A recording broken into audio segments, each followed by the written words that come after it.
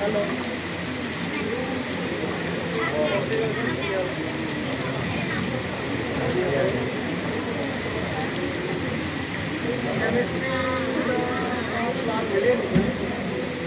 मैं मतलब ਕੰਟੈਕਟ ਵੀ ਕੀਤਾ ਸੀ ਕਈ ਜਗ੍ਹਾ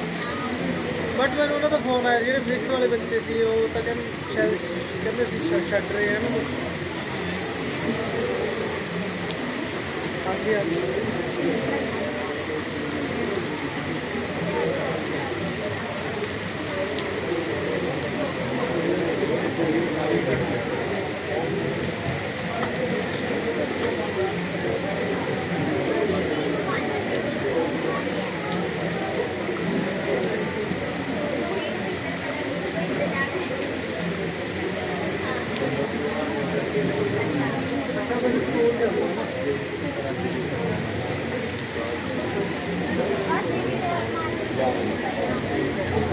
बल्कि तुम 2 मिनट तो बाद में कर